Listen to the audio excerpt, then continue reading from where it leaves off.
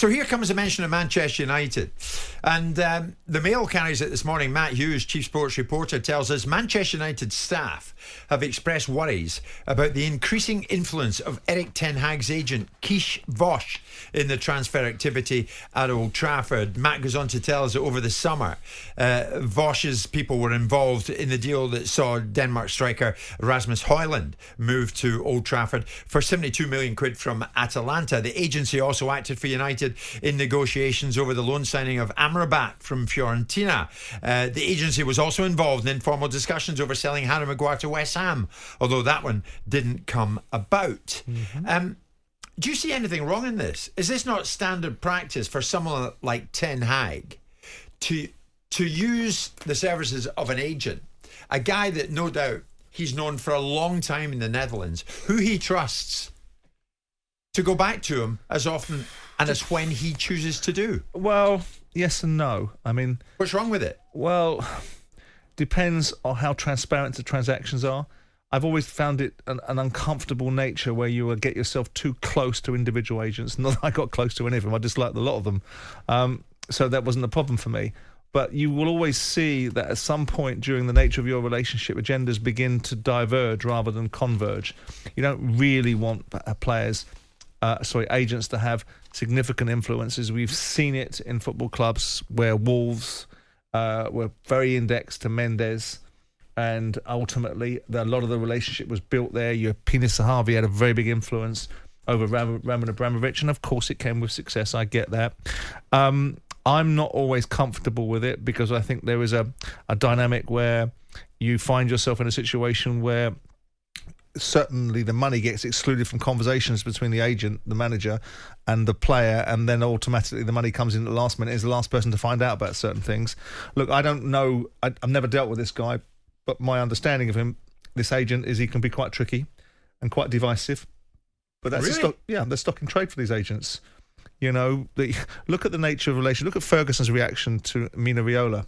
I mean, I had no great love for him, and I know that he's passed away, so I'm not going to be any more disrespectful about him now that he's gone than I was when I spoke to him directly, but I had no respect for his particular brand of agency. We had these confrontations on air. We talked about the divisive nature of agents, and I talked to him about him thriving. I remember talking to him specifically about thriving in the margins of creating division. Yeah, but you were just annoyed that he was making so much money. No, I don't care about who makes money. The only person I care about who makes money is me. I'm more worried about myself. I've never coveted anything else that anyone has done, but I do want people to merit what they earn. And I also want it to be earned out of genuine, legitimate transactions where more than one person benefits. You see, you get a rough idea where this comes from, because the growing influence of Keith Bosch's agency at Old Trafford has apparently been noted by other agents unhappy at what they perceive to be losing out on potential deals due to the link this guy's got with Ten Hag. But who is making these complaints? It doesn't appear that Manchester United is saying very much about it. Staff have expressed concern. Well, who staff apparently. being whom? I mean, I don't know who their staff would be. I mean, ultimately, staff who and what relevance are they? I mean, the people that would be probably unhappy would be Richard Arnold, I suspect, because it's he that runs the football club. So if he says he's unhappy with this agent, it's his gift to marginalise him. But in your time at Palace, did you not have an agent? And I'm trying to think of who you wouldn't argue with from that particular brand of people. But did you not have an agent that you got on with better and you were more comfortable that your manager dealt with than a whole sea of others? Not particularly. I had agents that I could get on with better than others. Yeah, absolutely. And there are undeniably, without any degree of facetiousness, there are decent agents out there. Oh, there are. They're few and far between, and I can count them on the fingers of one hand. But they are there, and I would prefer to deal with those sort of guys, the guys like, Phil and John Smith. But I always had a decent relationship with them. They did what they said, and sometimes they didn't, but ultimately there was reasons behind it, and I could tolerate some of the mistakes that were made. The Rob Seagulls of the world. Even Manasseh. Manasseh is a decent agent. I don't like Jonathan Barnett, but David Manasseh, I felt, was Why a decent... Why do you not like Jonathan? I just don't want him, and I had dealings with him, and I didn't like the way he operated, and I didn't like the way he felt he could operate with me. So with that in mind, but that's also because I didn't feel beholden to agents. I didn't respect their profession. I didn't respect the nature of what they did unless they added value, and a lot of the time they don't. In this instance, I always remember David Gill years ago talking about, this is way back in the day, 2005 I think it was, when he talked about they were making these league tables of how much money they spent on agents' fees. And I remember David Gill proudly announcing that United at the time, it's not Big Beer now, but it was Big Beer then. Yeah. United had spent £6 or £7 million on agents' fees in that season. And I always thought to myself, I wonder if your salary was indexed to how much you paid agents' fees, how much actually agents' fees you'd be prepared to pay. Because there was this idea that somehow agents were allowed to get up from underneath. Football allowed the situation where the more money came into football, the less regulation agents seems to have. Now, it's correcting, and it's beginning to become a more disciplined environment.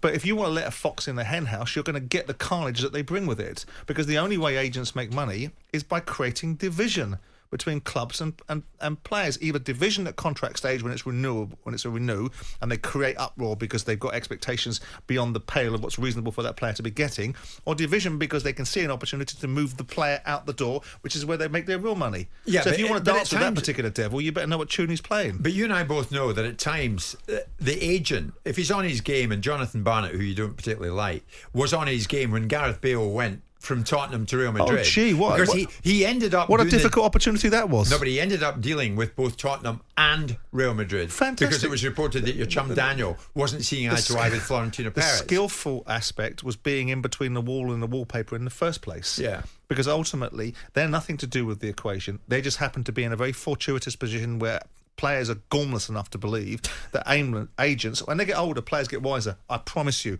they get wiser and they get to understand the metrics of what an agent can bring. And when they're younger, they follow the herd like lemmings. I've got an agent, I've got some tattoos, he's got tattoos, I must have them. He's got an agent, I must have them. Right? And so with that in mind, often they make the decisions.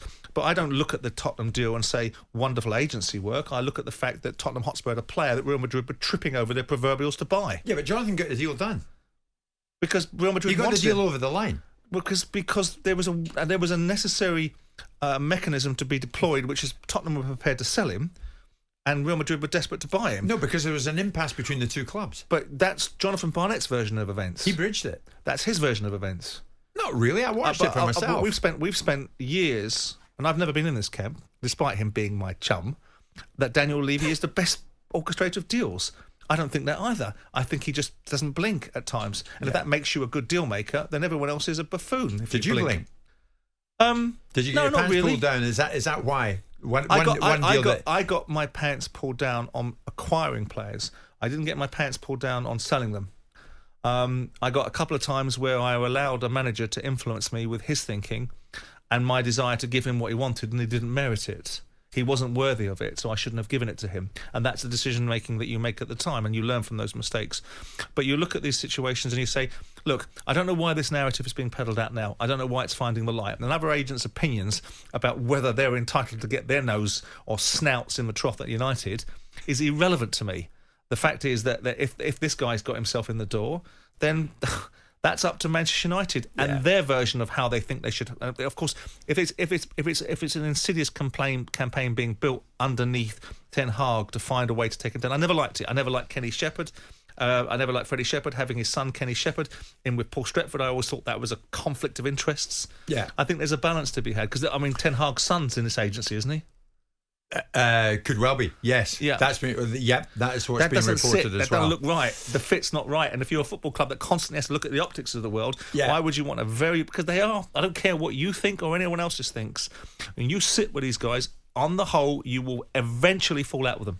Because you cannot not. Because the only reason that you have a relationship with football agents on the whole, and Keir and his preposterous claptrap about how he comes out, well, we create a problem and we'll come along and resolve it. No, you don't. You come along and compound it most of the time and then get paid for compounding it. And long live governance. Actually, there's something in Manchester. Regulation, control, and a reduction of their fees. Okay. Off to the poorhouse. All right, you've got quick as you now. can. All right, enough of agents. But United have denied reports that their players were involved in a dressing room bust-up following the Brighton defeat. Gary Neville apparently suggested unhappy players could be bugs who are creating discomfort and uncertainty in the dressing room. The Glazers have put bugs in there and leaked it themselves. Apparently, the more accurate story, am I right, is that Ten Hag spoke at Old Trafford and was given a standing ovation in the dressing room after what he said, according to United sources. What? Did you ever have to refute a report that all was not well in the dressing room? A couple of times. And What do you do? Phone them up and say, listen, I'll tell you what really happened. No, they were posthumous observations about circumstances when I fired a manager. And I didn't court the media. I didn't spend time justifying, explaining myself to whichever grubby little hack wanted to make an accusation about what was going on inside my football club. Grubby little hack. Okay, that's nice. You've still got this huge admiration for the media world. Jim White and Simon Jordan. Monday to Friday mornings from 10 on AM, on DAB, via the talkSPORT app and on your smart speaker. talkSPORT.